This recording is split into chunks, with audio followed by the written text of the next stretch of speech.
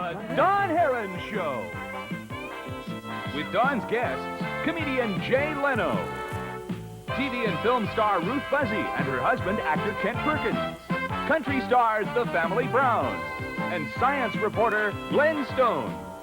And now, Don Harron.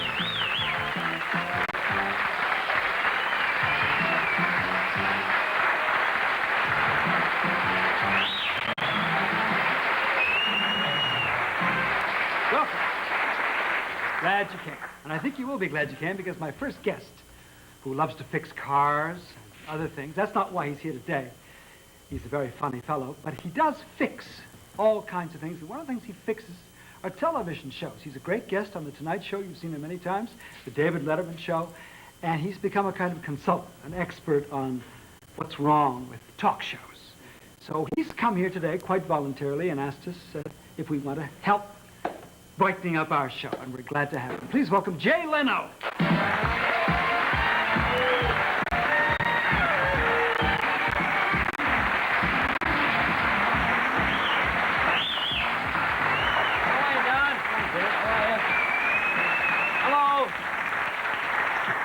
The first thing in breaking up a show is you like to have a lot of books around. You know, they give an air of intellectuality. These are just some books We had books I brought from home. I thought these might be kind of... You don't always have to have the title facing the audience. Sometimes it's good to have the title facing yourself. So The Meaning of Life? The back of the book. Yeah, it's kind of interesting. Now, and I noticed another problem. How long am I out here? A minute, and already I noticed... Now, this chair... It's really not the right kind of chair for a guest because What's wrong with it? Well, it doesn't give good lumbar support. I think that's an important part of it. In fact, try it out. Just try the chair. I just want you to see. Maybe I'm wrong. Maybe I've made it over there. Yeah, give it a shot there. Yeah, this is much more me. I think this is much more comfortable. Well, it feels all right for now, but I think after you sit in it for a few minutes. Lighting is an important part. You see, now what's happening here is you got so much white light. I think it's washing out a lot of the. Can we give me that romantic lighting we had a little bit before? I think that might add a little something. Well, I think it makes the show a little bit more intimate. Well, I know, but I think you're going to like it much better. Yeah, I think that's much better. I think I like this a lot better. I did something. I had the guys make a little sign, I thought, to help with the guests, to help introduce the show, add a little bit of color. Can you bring the sign in, fellas? There'll be a little something extra in your envelope as well. They just put it down there. That's great. That's terrific. And here you go. You get yourself a little something. There we go. We'll be back in just a moment.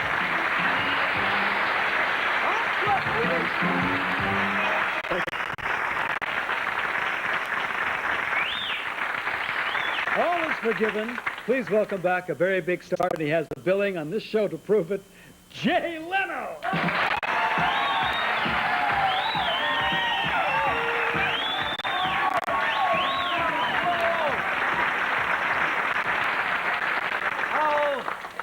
I was flying up here to the airport, and I pick up a copy of Playboy magazine, and I realize at age 34, it's not that I'm too old for Playboy, but I realize this is a magazine written for guys 18 to 25. I think once most guys hit 30, you tend to see through the tricks Playboy uses to keep men interested in the magazine. Like in the front of Playboy now, they have this thing where they have pictures of 4 or 5 playmates, and they ask each playmate a question, and of course, each woman answers in her own words. Like last month's question was, what kind of men do you like? Now here you have these incredibly attractive women who go out with anybody they want, and they always give some Playboy answer like, well, I like dumb guys with no money. So there's some 18-year-old locked in the latrine of the USS Kitty Hawk in the middle of the Mediterranean going, hey, I could go out with her. Boy, I'm dumb and I don't have any money. How about the penthouse letters? Anybody read these things? Do you think they're real? Oh yeah, you think they are. See, the penthouse letters are based on the assumption that any woman whose car breaks down on a deserted highway in the middle of the night is looking for sex. And if you believe that, then the truck driver who stops to help her with a can of Ready Whip makes perfect sense, really. See, my favorite penthouse letters are the ones written by women. Because you know they're not written by women. You know some dork-brained guy wrote this letter. You know, your typical penthouse letters are something like, Dear Penthouse, I'm an attractive woman, and then she gives her measurements, as most women do when writing a letter. I think that's fairly common.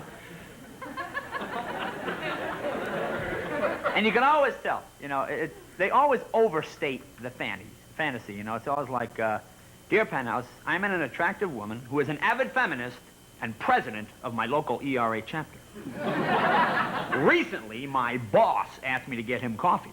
When I refused, he took me over his knee and gave me a sound spanking. Needless to say, I became his love slave. Needless to say.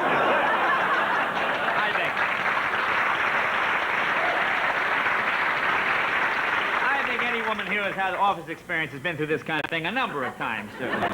You know what amazed me? I was just reading down in the States. They did a survey. What do you think is the most widely read magazine down in the States? Just amazing.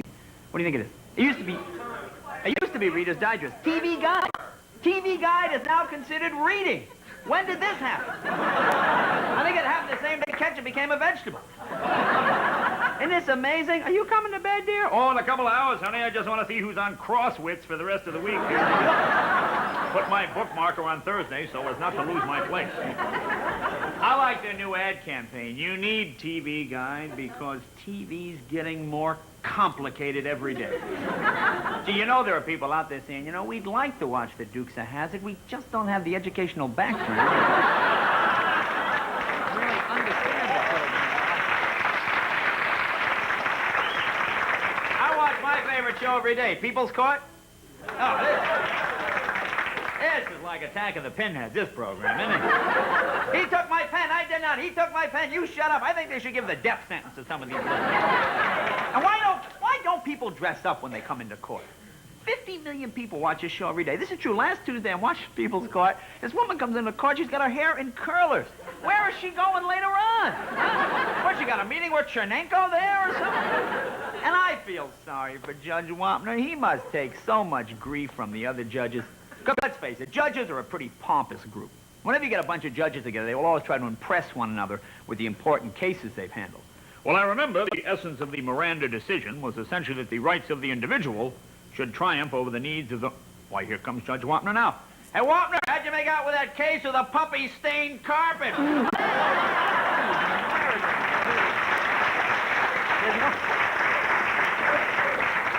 There's one show that comes on in the States every year. It's the most embarrassing show, the People's Choice Awards. I don't know who these people are. Let's find them and take the freedom of choice away from them. They pick the A-Team as best show. Do you like the A-Team?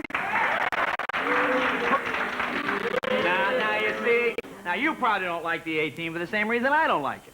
Boy, you miss the first 2 or 3 minutes. It's so hard to follow. See, that complicated story and that surprise ending when the car goes in the water, who would have guessed that was going to happen? What's the premise of the A-Team? You have these Vietnam veterans wrongly accused of a crime hiding out from the police. All right, let's analyze the characters. They got Mr. T, the black guy. He's got the muscles, a chain, big stripe down his head there. You got George Papard, the white guy, silver hair, big cigar, 2 male models, a woman in a bikini. They're in a black van with a red stripe, a wing on the top, mag wheels. Mr. T's driving, and the cops are going, we can't find him. I don't know where the heck they could be, boy. They are the cleverest ones. You see, what TV Guide said that the A-Team was the most violent show on television, which is not really fair. Because if you have kids, you know the most violent thing on TV is what? Cartoons! That's right. I mean, if you're a 5-year-old kid and you watch cartoons all day, and I think this is a reasonable analogy. Children think if you take a stick of dynamite, put it under a dog's tail, and set it off, the dog's eyeballs will go, boo! Hey, you've been great. Thanks for letting me talk to you a little bit.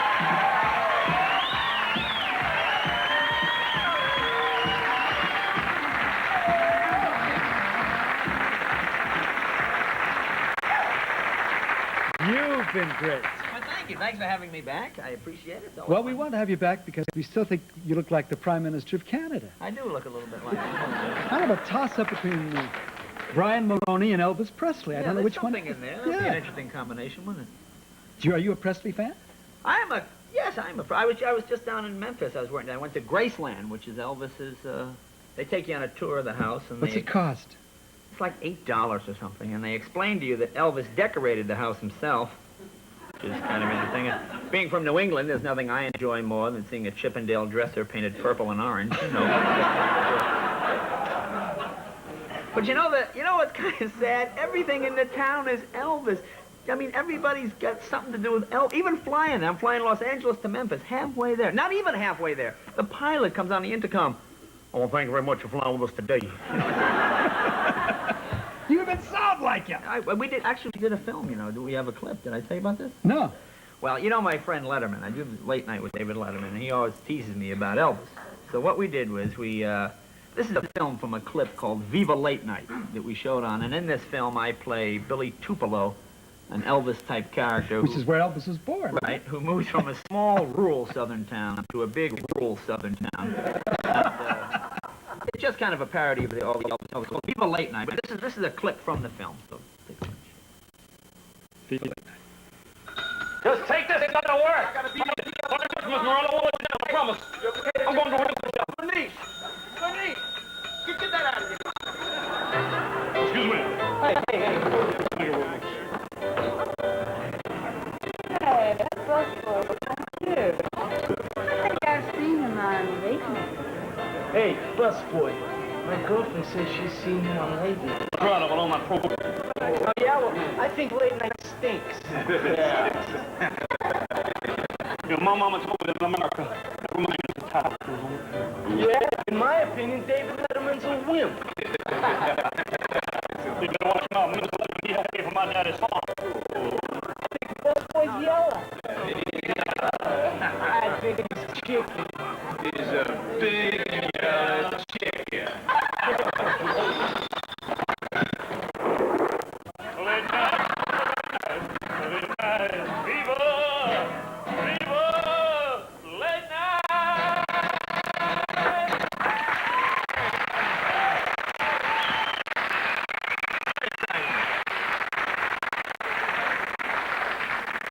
Read that book about him?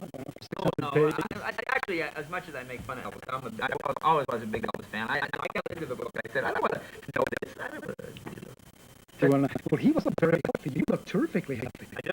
Yes. Boy, look deceiving.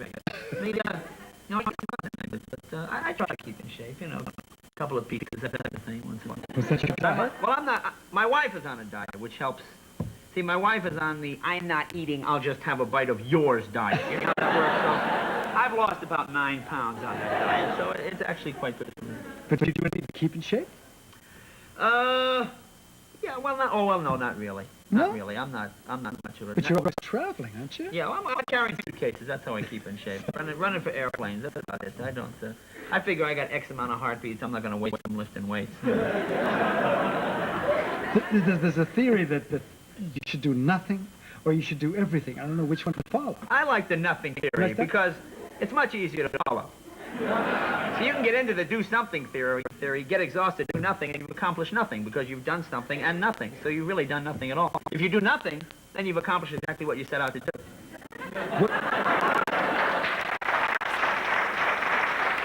Always put in the paper on television when one of those running guys like Jim Fixed has a heart attack when he's running, but they don't mention about the guys who never did anything and sit there beside quite pop off by themselves. So you won't get your name in the paper this way, Jay. Gee, I never thought of it like that. I hadn't thought of dying, John. Gee, I would just... Certainly But a did you pleasure thought of show. taking over this country? Because you do look like Fran Mulroney. Well, you keep telling me that. I guess I do look a little bit. Do I Are look you like him? Yeah. And if you Maybe I could be his evil twin. you could be the understudy, that's a good job. You can't keep on visiting the Pope and the Queen. He's got to settle down past the laws. Have you seen his wife? No, I have not seen Gorgeous. I try. See, I'm not like you, Don. I don't like to see other people's wives. I feel that if you're married, you should stay married, and I think that's the way it should be. So I don't like to see other people. Coming up next, Ruth Buzzi and Kent Perkins.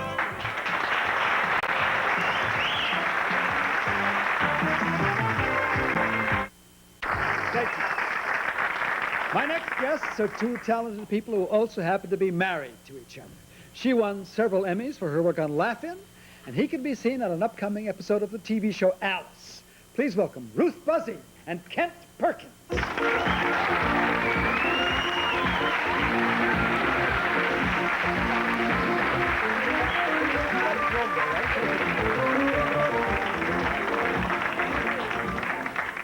So how many years is it now since you have tied the knot?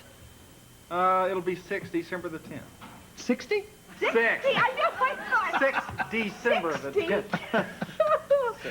And is he still taking you on those whitewater rafting exhibitions you mentioned last year? Oh, no, it's getting much worse. It's Worse? getting worse. Shall we tell him? I mean, to me, it's worse. To you, it isn't, Kent. What's worse What than... did Tell you me about buy? this What did SM you buy? relationship you had. You just wait. I mean, Well, let me tell you wait, about wait, our wait. relationship. Let's talk about our relationship. First, it was motorcycles, right? He Yeah, got himself a right. motorcycle, and then he'd take me on rides, and that was absolutely frightening. And I said, no more. And it was real cute, because the second I stopped riding on a motorcycle with him, that ended, right? Then it was skiing. We're still trying that, but Ruth isn't good at that, so forget that. Then Well, let me it's the explain this. whitewater You see, rafting, and our- now it's farms. Listen, our relationship really hasn't changed very much in 6 years. When I first met Ruthie, I was producing a show, and she was working on the show, and of course I was her boss, and I walked up to her the first day on the set, and I said, Ruthie, would you get me a cup of coffee? She refused. I had to take her over my knee and spank her, and of course...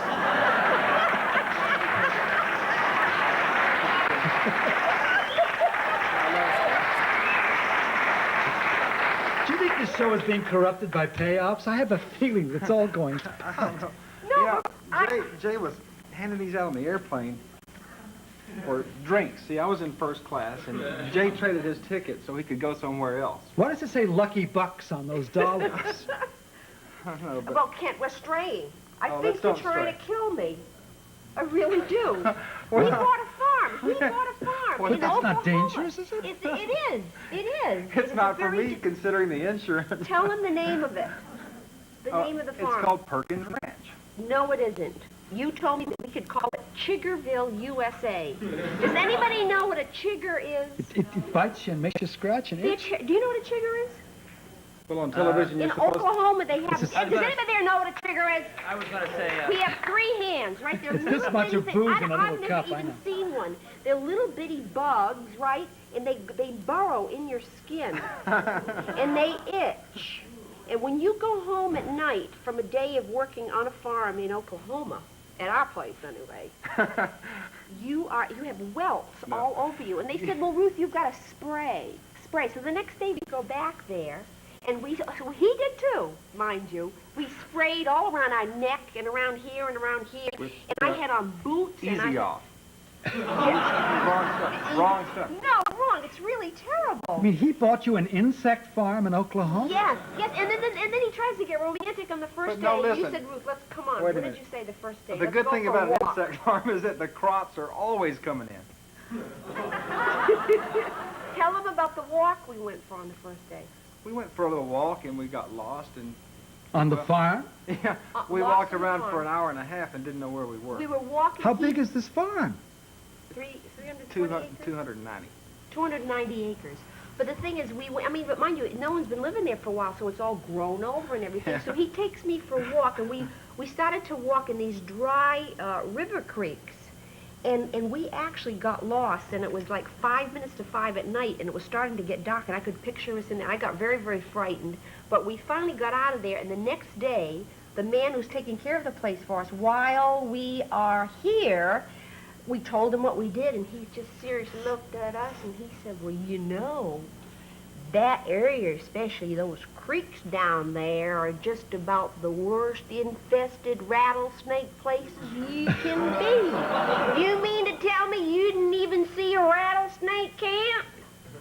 I saw one about the size of my leg, but I didn't But tell he her. didn't tell me. How long is this going to go? I didn't want to thought have the to last time carry you her were out of gonna- there on my back. If you were fixing up your house in It's California. frightening. I think he's trying to kill me. I'm going to stay with you. I don't please. Where do we have to go next, You kid? were going to tell me about the romantic times you were together. It's going out. We got this This little. is better than a soap opera. We have this little river it's ride. a soap opera. We're going to the Amazon next month. I know, I believe it. Then he gives me this sweater, right? Looks pretty? Looks Yeah. pretty. Someone from the audience. Feel this sweater. Feel it. I'll feel it. Feel the sweater. It's awful. It's snake skin. It's awful. Feel it. Feel it. Come on. Feel it. Isn't it I weird? bought my wife one of those as a matter of fact. Yeah. Over in Snakes. Florida. I don't Well, remember about I figured it's snakes. the only way I can bring her to Canada and keep the Prime Minister's hands off of her.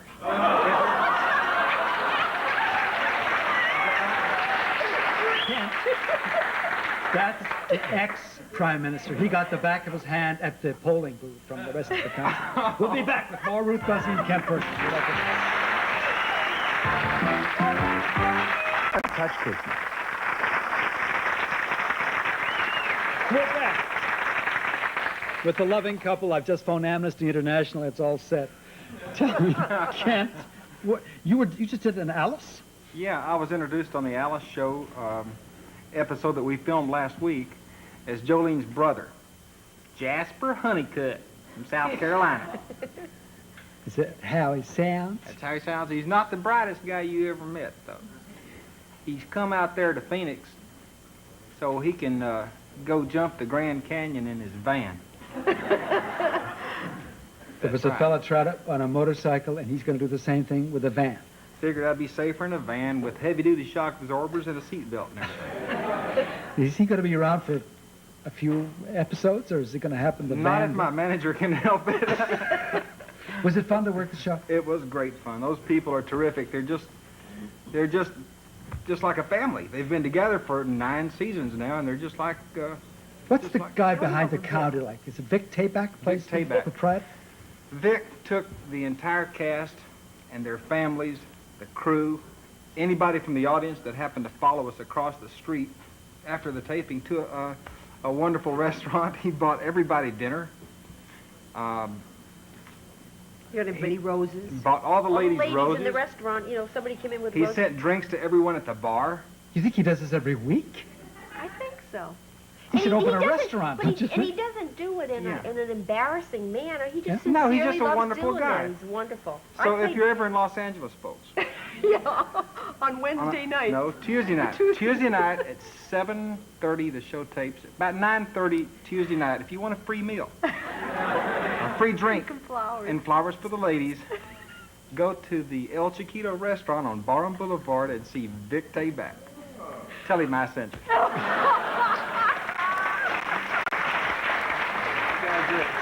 Now, you've done Alice, haven't you? Yeah, I came in once as Cleo, Marvin Kaplan's wife. But did that happen to you? You get taken to dinner, you get a rose and all that stuff? Well, no, that night we didn't go. I forget where we went after that. I think he took That was me wrestling on, night. He took me wrestling, yes. That You talking about your home life? You're talking about entertainment outside the home? entertainment outside the home. Because do you still have that enormously long car? Oh, the limo. Yeah, I was going to bring a picture of it because we want to sell it. We're only using it once a year now. It's down to once a year. We have this enormous car. It's beautiful. It's beautiful. Isn't it Rolls Royce? Yeah, it's a Rolls Royce. It's a private limo.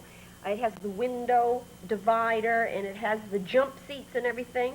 And we've had all the fun with it we can, right? He's tired of being a chauffeur for all our friends and everything. There's a limit So to how we much use fun it. you can have up front driving with the cap on. You We know? use it every spring now For what? to haul garbage. But it's clean. We haven't ruined the car any. Yeah, you see, we have 6 big trash cans full of leaves every year when we clean out Yeah, our it's flower leaf, Every it's spring? leaf garbage. We get our leaves in the fall. How do you get yours in the Who spring? says Hollywood's full of nutty people? Oh, there's some sensible folks down there. Sure there are. Audience, I have always felt, here, let me get in here, that Jay and I could pass for brother and sister or related. Always did.